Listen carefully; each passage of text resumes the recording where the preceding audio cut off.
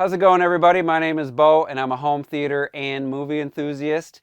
In today's video, I want to talk about projector screens and specifically about aspect ratios and screen size as it pertains to making a decision on what screen to buy for your home theater.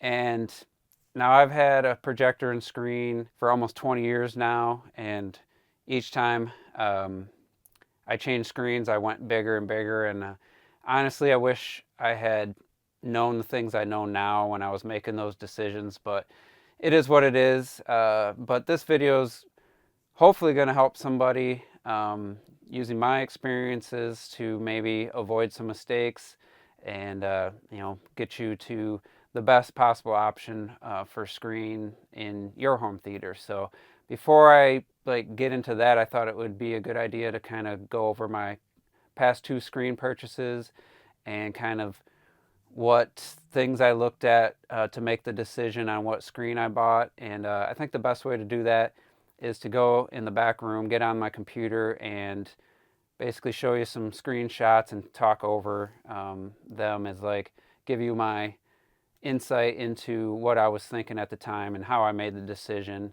and then obviously why I changed from a scope screen back to a 16:9 screen. So I'll go over all that, and like I said, hopefully it will help you. But no one room's going to be the same. You're going to have different priorities. There's always going to be compromise, whether you got a low ceiling height like I do, or maybe you have some obstructions on your front wall that limits your width or your height. Like if you want subwoofers on the front wall or tower speakers, there's always going to be something. But hopefully by the end of this video, I'll have helped at least one person make a better decision on their screen purchase. But like I said, before we get into that, let's just go into the back room, and I'll go over my last two screen purchase decisions. All right, we'll see you then. All right, so here we are in my back room, sitting at my PC, and I'm gonna share my screen, show some photos, and kind of go over my thought process, how I made the decision initially to go to scope screen, what things I was looking at, and then after that we'll talk about slightly different method I used to decide to go back to the 16:9. So let me share my screen and we'll start that right now. So here's a look at my room in 2021 before I did the front wall makeover, a 92-inch 16:9 screen, and I honestly felt it was pretty immersive for 16:9 content. But it was when I was watching Mission Impossible Fallout, I noticed with the alternating aspect ratios how much more immersive 16:9 was over the scope screen. And first thing I actually did was make some masking panels, so I'll show what that looks like. Here you can see the same 92-inch 16:9 screen with the masking panels, and this kind of planted the seed for me for having a scope screen. There's this prestige about scope screens within the home theater community. I think I fell victim to it, and I think a lot of people do it even if they have plenty of room to have the taller 16:9 version of the same width screen. But this was like, all right, I don't like black bars, and I do like how this scope screen looks in photos, so that was like the first step. But the second step was watching movies without gray bars, and I was like, wow, that looks really nice. So I want that more immersive feel of the 16:9 aspect ratio, but also with the scope movies. So that was it. I knew I needed to do something. So we'll look at the method I chose to use, which is I got my speakers out of the way, and then I taped together 4 pieces of cardboard, painted it white, and I drew out some options. So this was a 100-inch 16:9 from this corner to this corner, because I honestly didn't think I wanted to go to 120-inch. I thought it would be too big and cause maybe motion sickness. I was wrong, but at the time. And then here is basically 114-inch diagonal scope screen, and getting the speakers out of the equation, I was already like, wow, this looks pretty good. And then I put on some movies. I started with 16 by 9, and yeah, it was a nice improvement over the 92 inch. Not a huge difference, but decent, noticeable difference. And then once I put on scope ratio movies, it was over. It's like I have to go to the scope. And at this point, I had already ordered the scope screen. Then I ordered the Polk Audio in-wall speakers for my LCR, and I proceeded with the front wall makeover, which you can see here. This was before I added the subwoofers, but it looked really nice. There's no denying it. It was impressive. I was very happy, and I was content. But the problem came later when I got my JVC projector, and I don't really have a good photo to show. So I'll put it to this one because this is like the best way I can describe it. After I got the JVC, I masked it. Well, I did the blanking internally of the projector to fill this screen and not have the overspray. And I was watching, I think I put Tenet on. I said, you know what, let me turn the blanking off and see what it looks like. And the image went down just above these subwoofers and up near the ceiling, and it was just like this huge immersive screen, and I was like, wow, that looks really cool. So basically I knew I wanted to do it, but I waited before I actually pulled the trigger because I didn't get the screen until March of 2024, and I initially finished this in like June of 2022. So but let me show you the process I took for when I was deciding on what to do after this screen. All right, so what I did before making the decision is I took a photo of my current screen and I calculated, the square inches. And I was like, all right, do I go to a bigger scope screen or do I go to a 16 by 9 screen? So here I mocked up what a 16 by 9 120 inch would look like. As you can see, the square inches is just, it's a lot more. It's like 6,200 to 4,650, do the math. Was that 1,550 square inches more or whatever? I also was thinking about a 125 inch scope screen. The problem with this was it was going to be too wide with the thickness of the frame. So I actually changed it to 120 as my other option, but I didn't mock it up. Or if I did, I must have deleted it. I was trying to go back and forth to say, all right, this is my current screen, 16 by 9. This is 120 inch 16 by 9. This is 125 inch zoom down to 16 by 9. This is a true 16 by 9 screen. So this was kind of like the process I went through. And let's look at the projector screen calculator to kind of break it down a little further.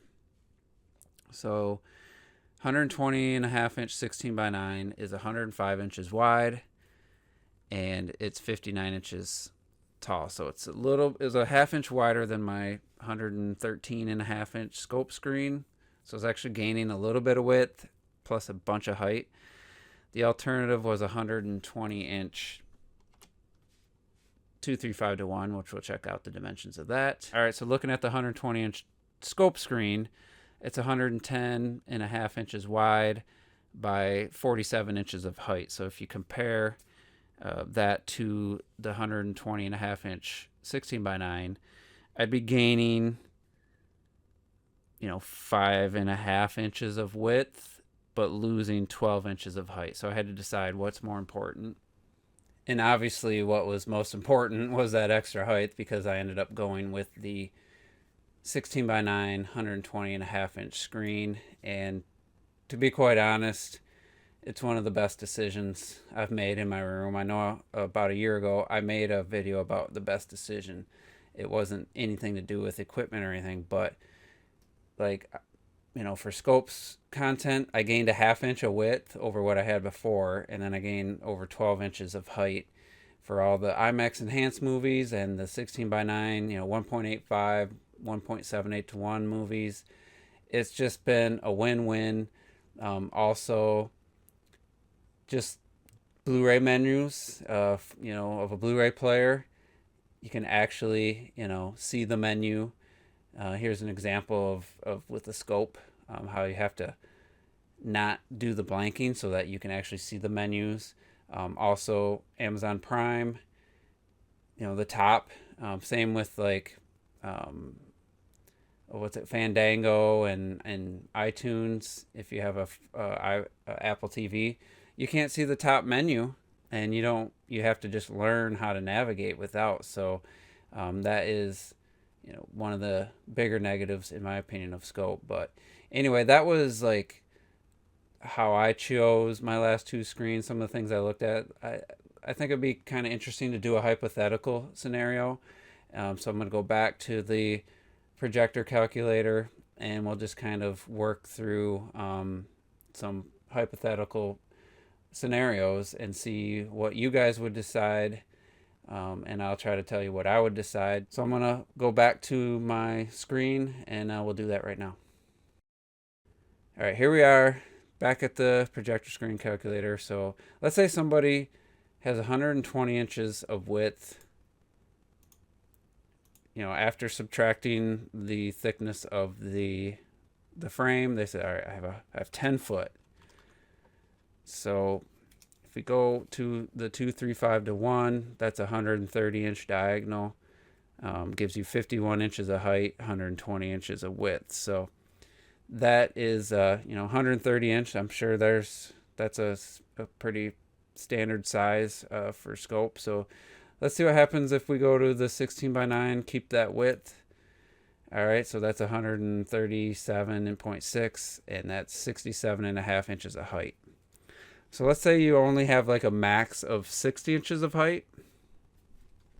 So you can't go to 16 by 9. You really wanna keep it as wide as possible. Let's just see what the 60 inches gives you. So that's 122, so that's not a standard size. So honestly, you'd have to go to a 120 inch screen, and that gives you the 58.83. That's basically what I have. You go to the 0.5, so 59 inches. So you're stuck with 105 inches of width. It means you're losing 15 inches of width to gain 8 inches of height. In that scenario, there's no way. I would definitely go with the 235 to 1 and get that extra 15 inches of width. That, to me, that's a no-brainer. But let's say, I think that one's pretty clear cut. Let's say you had 62 inches of height. So then you're up to 109. Now you're talking 11 inches of height or width at the expense of 10 inches of height. So now it's pretty even. What's more important? That would be where you would want to, really think about the content you're watching. For me personally, 11 inches of width versus 10 inches of height. I think I would have to go with the scope screen in that situation. I don't know. It's kind of one of those,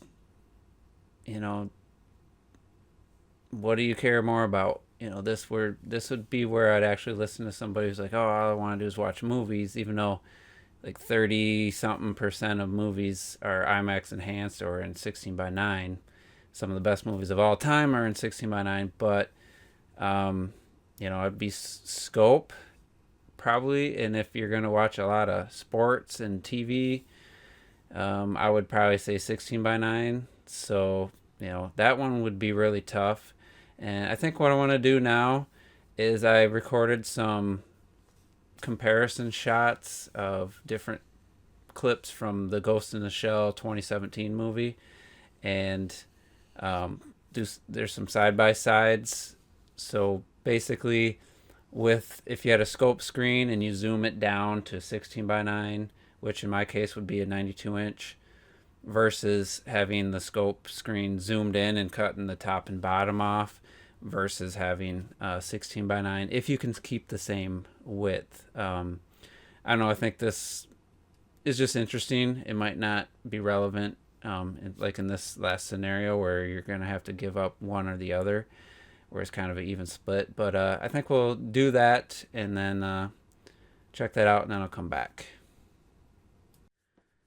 All right, so I'm going to start with just showing you basically my old 92-inch 16 by 9 screen is that low zoom level, and then using the lens memory, just zooming into the full 120.5 inch. And I'll show this with like a scope screen, so clearly you can see the icons, you can see the time in the corner, and it's just obviously if you have the height, 16 by 9 is going to be the best for this kind of stuff. So that's zoomed down. That is a scope screen with the top and bottom cropped, so you can't see the time. Not that that's super important, but it's definitely it's something. And so here's the scope with the top and bottom cut off versus 16 by 9 and a side by side, so you can see. And then that's like the 92-inch. If you zoom down from scope, or with a scope screen, I mean, to 16 by 9, it's pretty significant. So here's some video, and it's kind of a dark scene. After recorded all this and edited, I realized I probably should have did something brighter. But there's zoomed in, bottom top cut off, and then there's the full 16 by 9. I'll do multiple shots, so if this one doesn't really sell it, maybe some of the other ones. So again, scope screen, zoomed down to 16 by 9, zoomed in with the top and bottom cut off, and then the full 16 by 9. And then I'll just go do a little back and forth on some of these. You would think the side by side would be better, but it's actually when you jump back and forth. So again, I wish these scenes weren't so dark. But on this like spot here, when I jump back and forth, it's much more easy to visualize.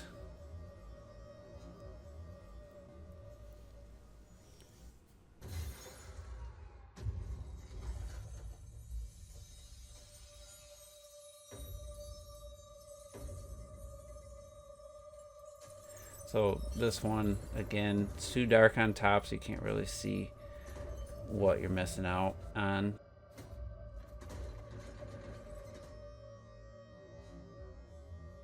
You're missing a decent amount of the screen. Is it gonna ruin the movie? No, but if you have subtitles, they could be cut off.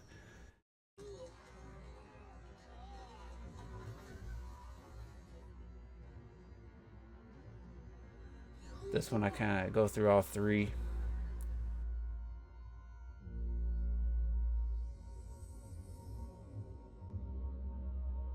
And I mean, honestly, I don't think the zooming down on a scope screen is even really an option. I just think it's too small. I mean, you can just see how tiny that looks compared to either of the other two options. So for me, that's not even on the table. But yeah, that's a look at some comparisons. Gonna go back to the couch and kind of just give my final thoughts and wrap up this video. So we'll do that now. But actually, before I get to that, I do want to show a clip of me installing the masking panels that I got with my 16 by 9 screen, because it's really important to the discussion, and I can't believe I forgot them until just now.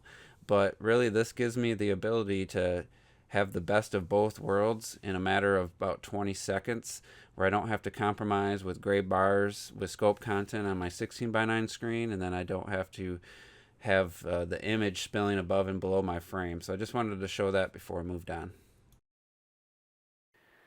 Okay, so back in the theater room, back on the couch, and I want to wrap this up. We just saw the comparison shots. I think the big takeaway for me rewatching that is that if you got a scope screen, I think zooming down to 16 by 9 is just not the way to go. Maybe you could do a compromise where you could do a little bit of over zoom, just to cut a little bit of the top and bottom and just get some more width. Because there are situations where if you do the full zoom and you cut the top and the bottom off, you're going to be missing subtitles or something happening on screen. So, um, I guess, like I said, that was probably my big takeaway. If I had a scope screen again, I don't think I would zoom all the way down to 16 by 9. And as far as like the deciding on which size and which aspect ratio, that those tests I did just really shows that there's no clear-cut black and white answer, because for me, that 120 inches width versus, um, you know, going to the 16 by 9 and having to shrink it down because of your limited height, there's no way I'd give up 15 inches of width for 9 inches of height. There's just no way. But the other comparison where it's like 11 inches of height or width versus 10 inches, like that one's a tough call. And, you know, it really does depend. So I think maybe the best, situation or the best thing to do is go get some cardboard and tape it up, paint it white, and really do your due diligence. Have both your options represented. Do your zoom in, see which one works best for you. Watch multiple different types of content. Just really try to figure it out before you make that purchase, because I'll tell you, you're not going to get much of your money back. My silver ticket screen was $480, and after like 6 months, I finally found a buyer for $80. So that was a big hit. Now, if you buy a really nice, like a Stewart or the Seymour or something, maybe people would be willing to pay more for a used one. I'm not sure. I don't plan on getting rid of this screen. So anyway, hopefully this helps. I just basically gave you some insight into my process when I decided on which screens to buy. If I had to do it all over again, obviously I'd just go straight to the 120 inch 16 by 9, but you live and learn. Hopefully my experience or my mistake can help somebody in the future. And yeah, so if you like this video, please give it a like. This does take a lot of work, and I respect the guys that do this stuff all the time. This is basically all day I spent working on this video. So with that, I'm going to get out of here. So thanks for tuning in, and we'll see you on the next one.